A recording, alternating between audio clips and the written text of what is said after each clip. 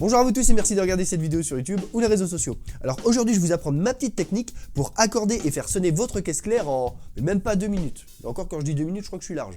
Alors oui, forcément la vidéo fait plus de 2 minutes, plus que le temps d'accordage, d'accord? Parce qu'en même temps je vous donne aussi des astuces, des conseils, je vous explique pourquoi il faut faire comme ça, pourquoi moi je fais comme ça, etc. Donc forcément ça fait plus de 2 minutes. Et j'en profite aussi pour démystifier un petit peu tout ça. Parce que non, ce n'est pas si difficile que ça, que d'accorder sa caisse claire rapidement et en plus qu'elle sonne, d'avoir un bon résultat, d'accord? Et c'est vrai aussi qu'il y a quand même, on voit un peu de tout hein, comme tuto sur internet. Il y a vraiment de tout. Et comment dire, enfin on voit ça après. Et pour ceux qui s'en foutent des explications, des conseils, etc., qui veulent juste voir comment j'accorde la caisse claire en même pas 2 minutes, je vous mets le petit timecode dans la description de cette vidéo. Et j'ai profité du tournage de la vidéo comparative des pots de caisse claire de la marque Evans qui est sortie avant-hier je crois, enfin en tout cas il y a quelques jours. Petite notif ici hein, comme d'hab et puis le lien dans la description. Oui donc comme je vous disais j'ai profité de cette vidéo parce que vu que je n'ai pas arrêté de monter et démonter des pots, et je me suis dit bah pourquoi pas faire une petite vidéo tuto pour vous expliquer ma technique d'accordage. Donc on peut dire que ces deux vidéos sont liées, hein, elles sont complémentaires. J'ai déjà parlé de la notif. Hein. Donc pour éviter de radoter 2 fois la même chose, parce que oui, je vous dis plein d'autres choses dans l'autre vidéo, comme par exemple les caractéristiques de ma caisse claire, que bien évidemment, un accordage va dépendre de la peau, de la caisse claire, du lieu où vous êtes, hein, de la pièce, de votre frappe, les baguettes, etc. Je vous explique déjà tout ça dans l'autre vidéo. Donc pour éviter de radoter, je vous ai déjà parlé de la notif, non? Est-ce que des fois vous cliquez sur les notifs? Petite question. Bref, il y a l'autre vidéo et puis vous pouvez la voir après, pas de souci. Et c'est pour ça que vous aurez exactement la même fin que l'autre vidéo. Vous savez le passage où je fais et voilà c'est la fin de cette vidéo et comme d'habitude si elle vous a plu, le petit pouce en l'air. Tiens moi j'en profite d'ailleurs et faites-le maintenant, ça sera fait. Merci. Et que je vous dis aussi qu'il faut s'abonner. Merci. Que je vous parle aussi que si vous voulez, vous pouvez aussi me soutenir sur Tipeee avec tous les avantages que ça apporte. Comme quoi vous avez la vidéo 3 semaines avant qu'elle sorte publiquement. Donc vous avez accès à tout ça. Comme quoi vous êtes en avance sur tout le monde. 3 semaines avant la parution aussi de Battery Mag. Que vous avez aussi des lives complètement privés avec moi. Comme quoi on peut se prendre aussi l'apéro. Voilà, vous avez plein de trucs. Donc je vous le dis pas maintenant. Voilà, ce sera la même chose. C'est la même fin que l'autre vidéo, comme je viens de vous dire. Oui, je me suis pas pris la tête à répéter exactement la même chose, sachant que les deux vidéos sont tournées exactement, enfin, en même temps. Hein, vous voyez, j'ai le même t-shirt, par exemple. Donc, redire exactement la même chose, ça ne servait à rien. J'ai pris le bloc, je le colle. Je pense que vous me comprenez. Donc, voici ma technique pour accorder et faire sonner votre caisse claire rapidement. Et tout d'abord, hein, forcément, on va enlever l'ancienne peau. Et pour ça, premier petit conseil. C'est tout bête, hein, mais si vous avez 2 clés, ça va beaucoup plus vite. Bon ça j'accélère, on va gagner du temps.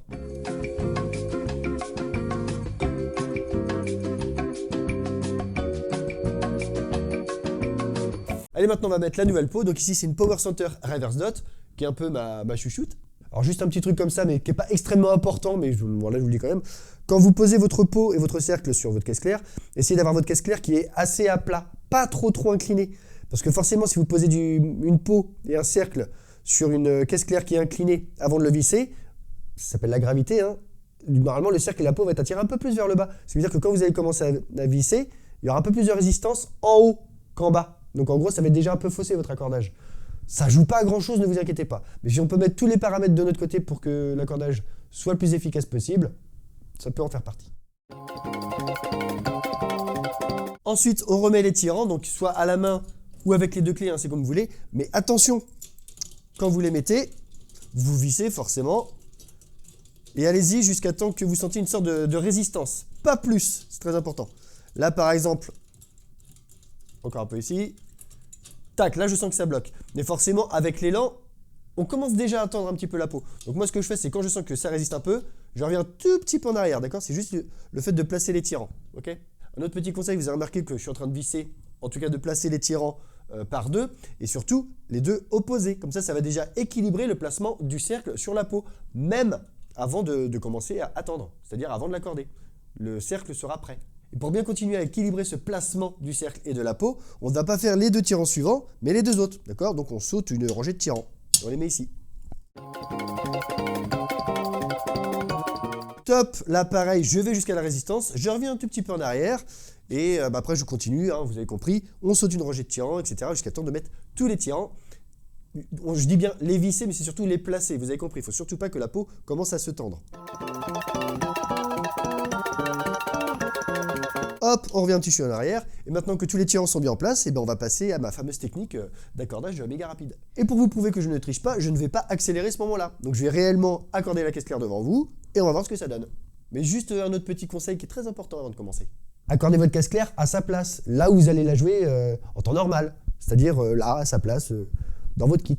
Alors vous pouvez très bien le faire ailleurs, hein, je sais pas moi, dans votre canapé, sur votre lit, dans une autre pièce, dans une autre maison, enfin comme vous voulez. Mais je sais pas si vous êtes au courant, hein, mais tous les éléments de la batterie résonnent ensemble. Quand il y a un élément qui est tapé, les autres vibrent aussi. Vous voyez où je veux en venir? Si vous l'accordez ailleurs, à 4 km de votre batterie, donc forcément vous allez trouver un accordage nickel, vous êtes super content, vous allez passer beaucoup de temps à trouver les bonnes petites notes sur chaque tirant, le frappe que vous voulez, enfin le son que vous voulez, le timbre que vous voulez, vous allez l'amener ici, ben, elle va pas du tout sonner pareil, parce qu'il y a eux là, il y a les fûts, il y a les cymbales qui vibrent aussi, donc ça se trouve, votre tom basse va absorber certaines fréquences de votre caisse claire, ce qui fait que les harmoniques que vous aurez trouvées, que vous allez trop adorer, que oh, c'est trop la note de caisse claire que je voulais, eh ben, elles vont plus exister parce qu'elles vont être absorbées par le tom basse. Ou inversement, il y en a d'autres qui vont apparaître parce que ça va être le tom alto qui va rentrer en résonance avec le timbre et donc ça sonnera plus du tout pareil, elle n'aura plus la même note. Enfin, vous allez reconnaître votre caisse claire, ne vous inquiétez pas, mais le son parfait que vous allez peaufiner dans votre coin, c'est impossible de le retrouver exactement ici pareil. C'est pas possible. Donc quand vous allez ramener votre caisse claire, il va falloir recommencer à faire tous les petits peaufinages, d'accordages, etc.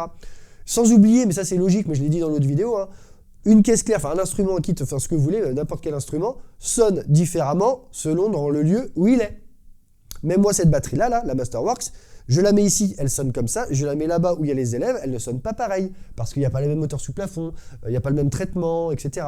Même si je déplace ma caisse claire, je la mets à 4 mètres, elle va faire pas, je la mets ici, elle va faire un autre pas, il y aura d'autres notes, c'est logique. Et c'est ça qui fait le son d'une batterie, c'est pour ça qu'il ne faut pas trop la mater. C'est quand tous les éléments résonnent en même temps. Et qu'en plus tous ces éléments-là sont accordés avec de belles harmoniques, un bon sustain, une belle chaleur, là vous avez vraiment un kit qui envoie. Donc petit conseil, quand vous accordez votre batterie, accordez les éléments là où ils vont être plus tard. Et puis même si votre canapé est plus confortable que votre siège de batterie, on est bien d'accord qu'après quand vous allez faire des grooves, des breaks, ce que vous voulez, enfin bref, quand vous allez jouer de votre batterie, vous allez jouer ici, vous n'allez pas jouer là-bas. Alors pourquoi l'accorder là-bas ? On reprend donc nos deux tirants où on s'est arrêté, qui ne sont pas serrés, hein, je vous le rappelle. Et on va simplement leur donner un tour de clé. Donc quand je dis un tour de clé, moi comme je le fais, c'est un demi-tour, un demi-tour. Et ne vous inquiétez pas si c'est pas au millimètre près. Un angle, vous voyez ce que je veux dire. Allez-y plutôt ressenti. Demi-tour, demi-tour. Ensuite, on passe aux deux autres tirants. Donc on saute notre rangée de tirants. Rappelez-vous hein, l'équilibrage du cercle. Ok, là c'est bon. Donc un demi-tour, peut-être un peu plus celui-là. Je ressaute ma petite rangée de tirants, je regarde la résistance, un demi-tour. Ensuite, je suis rendu là, un demi-tour, et enfin, les deux derniers,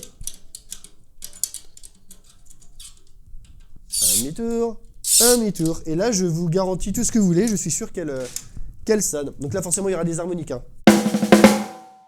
Harmonique, c'est normal, c'est la peau qui fait ça et la caisse claire aussi. Et vu que je joue tout le temps avec un petit Moongel, je le place toujours sur mon micro.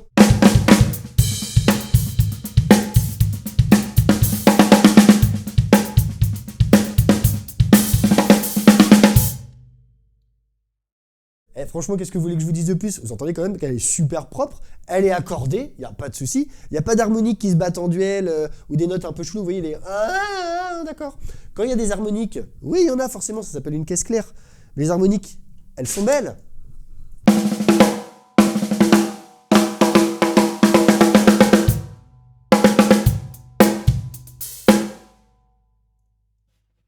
Petit Moongel.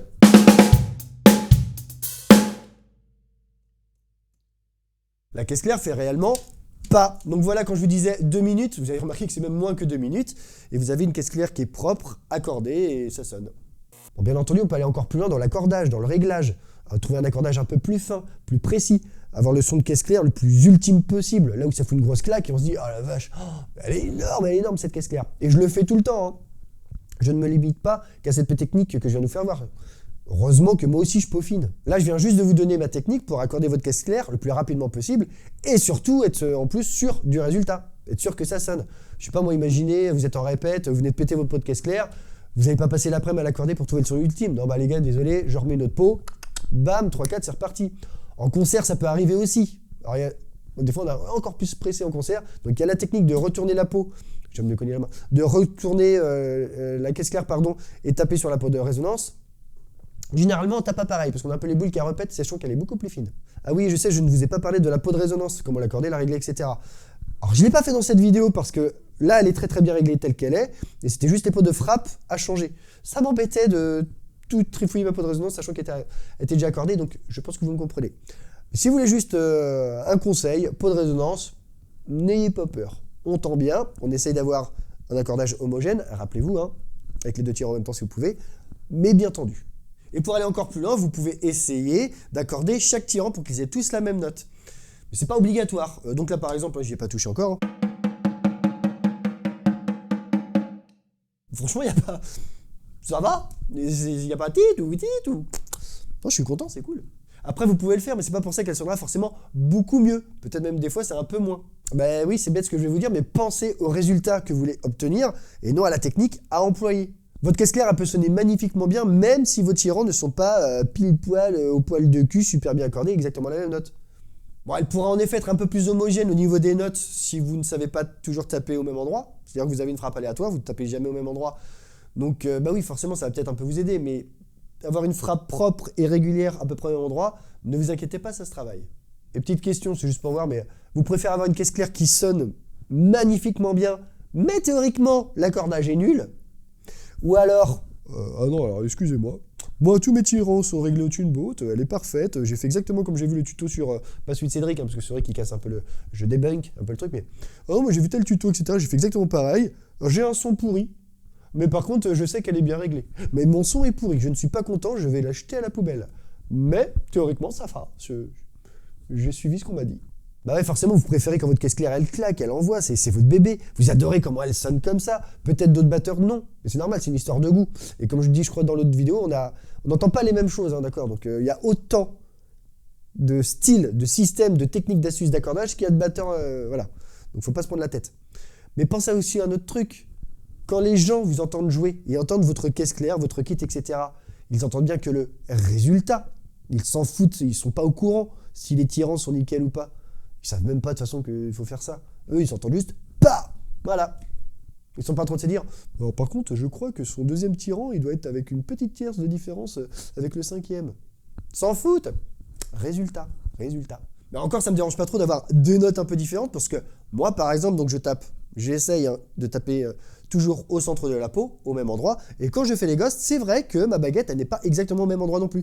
Elle se décale. Donc j'ai une frappe au milieu de la peau et les ghosts à côté. Ce qui fait que c'est comme si ma caisse claire, en fait, c'était deux caisses claires différentes. Une qui fait PAH et l'autre qui fait PAH, et non pas juste PAH, ta, avec la même note. Vous voyez ce que je veux dire? Ça enrichit un peu le son du kit. Et quand je dis le son du kit, ça veut dire le son de votre jeu, de votre groove, ça fait votre personnalité. Enfin, c'est mon point de vue en tout cas. Donc, un autre conseil, et je crois que c'est un des plus importants, alors méfiez-vous des tutos qui vous disent « Voilà, c'est comme ça qu'il faut accorder ta caisse claire, c'est comme ça qu'il faut que tu accordes ta caisse claire. » J'ai envie de lui dire « Non, c'est ta technique, et puis, bah, excuse-moi, mais le résultat que ça donne, ton son il est pourri, ça ne me plaît pas. » Et en plus, bah ouais, c'est ta technique, c'est ton matos, c'est dans ta pièce. Moi, ma pièce, elle résonne pas pareil que ça. J'ai pas la même caisse claire que toi. Et puis, je suis désolé, hein, ta technique, elle paraît parfaite, mais ça sonne pas. Et franchement, on est tous pareils. Moi aussi, j'ai regardé plein de tutos pour savoir comment accorder, etc. Mais c'était plus par curiosité quand même. Mais on en voit plein. Je vais pas citer de nom. Oui, je mets ma petite caisse claire, etc. Ensuite, je mets les petits tirants. Et attention, parce qu'il faut la note exactement, quitte à avoir l'accordeur, l'oreille ultime avec un petit piano derrière pour être sûr que c'est exactement la bonne note, etc. Il tape et ça sonne pas. Le résultat est nul. Enfin, voilà. Et donc, ah oui, alors attendez, je vais leur donner des petits coups, etc. Ah bah, en fait, je vais mettre un gros gel, je vais mettre plein de gaffes, etc. Ah bah voilà, là c'est beau. Et je pense que si je viens en studio ou sur scène avec ma caisse claire accordée comme certains tutos qu'on voit sur internet, c'est pas que je pense, mais je suis quand même quasiment sûr, il y a Grude, mon ingé son, il me faut un pain direct. Hein. Bah quoi, mes tirants ils sont nickel, ils sont tous accordés et j'ai fait comme le tuto que le mec il m'a dit sur YouTube. Donc normalement ça doit te plaire. Donc on revient au conseil d'avant, que c'était le 4e ou 5e, je sais plus. Pensez au résultat, d'accord? Ce n'est pas grave si vous ne suivez pas une technique particulière. Et même ce n'est pas grave si vous n'avez pas de technique du tout. Pensez quand même, là où ça aide, hein, c'est l'équilibrage du cercle, que je vous ai dit plein de fois dans cette vidéo-là. Ça franchement c'est le secret pour que ça fonctionne tout le temps. Plutôt que de faire un tirant là, après un tirant là, donc le cercle en fait il fait ça, après il fait ça, après il fait ça, après il fait ça, après il fait ça. Quand vous faites les deux en même temps, ça le plaque direct. Vous voyez ce que je veux dire? Donc voilà, ça c'est une technique que je vous conseille. Et bien après vous en faites ce que vous voulez. Résultat avant tout. Et enfin, deux derniers petits trucs que je vais aborder très rapidement. Clé dynamométrique pour accorder, oui, mais que si vous avez du très bon matos, ou en tout cas en très bon état, avec des filettages impeccables, des cheminées impeccables, un cercle qui n'est pas voilé non plus. Tiens, petite astuce, pour être sûr que votre cercle est vraiment bien rond, quand vous mettez votre peau dedans, vous lâchez, la peau doit tomber. Hein. D'accord? Si la peau reste bloquée, c'est que votre cercle n'est pas rond. Donc déjà, l'accordage va être faussé, vu que votre cercle n'est pas vraiment rond. Une clé dynamo va serrer votre tirant, va tendre votre peau jusqu'à une certaine résistance, celle que vous lui aurez donnée. Et une fois qu'elle a trouvé cette résistance, elle va le lâcher, elle va se débloquer. Si le pas de vis de votre tirant il est foiré, ou celui de votre cheminée, ou alors même c'est crade, il y a de la poussière, etc., forcément, il y a un moment où la clé va bloquer, mais c'est pas du tout parce que la peau elle est tendue comme vous l'avez souhaité, simplement qu'elle rencontre une résistance, que ce soit la peau ou autre chose, elle rencontre une résistance et elle se débloque. Voilà, c'est tout. Mais ça se trouve, ça n'a strictement rien à voir avec l'accordage et la tension de votre peau. Donc, clé dynamométrique, oui, si vous en avez une, ce serait très bien, mais avec du bon matos, ou en tout cas du matos bien entretenu. TuneBot, oui, c'est efficace, c'est pratique, ça peut aller assez vite, c'était conçu pour ça. Ok, vous retrouvez à chaque fois la même note de vos fûts, etc.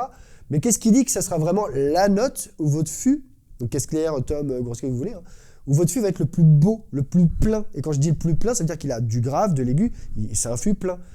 Sur le papier, ça peut être peut-être telle note, mais dans la vie de tous les jours, avec tel style de peau, la pièce qui est ici, avoir une grosse ride au-dessus des tomes qui va bouffer certaines harmoniques du tome parce qu'il y a du métal au-dessus, donc le tome va pas résonner pareil. Ça, le TuneBot, il sait pas tout ça. C'est juste des réglages préfaits pour que ça accorde pour accorder votre batterie assez rapidement. Donc je le répète, c'est pratique. Mais c'est pas pour ça que votre batterie elle va réellement bien sonner quand vous êtes à tâtons à l'oreille, dans l'endroit où vous êtes, avec votre kit. Et surtout, vos goûts. Alors juste un dernier truc, parce que j'en profite de cette vidéo-là, le timbre qui baffe trop avec les tomes, etc., ou la basse, ça j'entends souvent. Ouais, mais oui, il en faut. Le timbre, il y en a qui disent le gras c'est la vie, pour moi le timbre c'est la vie. Le timbre est l'élément de votre batterie qui fait ressortir tous les autres éléments. Je vous jure, regardez, sans tricher, donc je vais donner juste des coups de grosse caisse, le timbre est enlevé. Donc là on entend bien qu'il y a les timbres qui résonnent en même temps, il n'y a pas de souci. Je mets le timbre.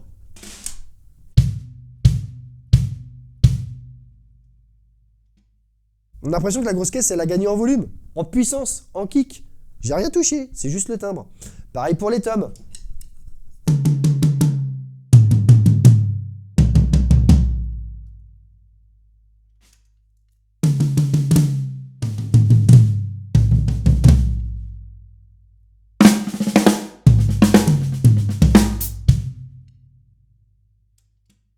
Je fais la même chose sans le timbre.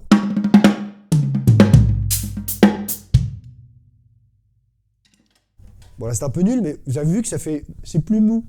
Alors après attention, votre timbre peut être moche, avec un tome par exemple, dans le sens où vous allez taper juste l'alto, généralement c'est lui, ça va faire un... Vous voyez ce que je veux dire? Mais pas trop sur les autres. Donc là oui, votre tome alto va être moche, parce qu'il va faire résonner votre timbre, mais les autres tomes n'auront pas de timbre. Vous voyez ce que je veux dire? Donc vos trois tomes ne seront pas homogènes, donc votre batterie ne sera pas belle. Et puis même moi j'aime pas. Je fais juste un test, vous avez remarqué que j'ai rien touché de bien. Hein.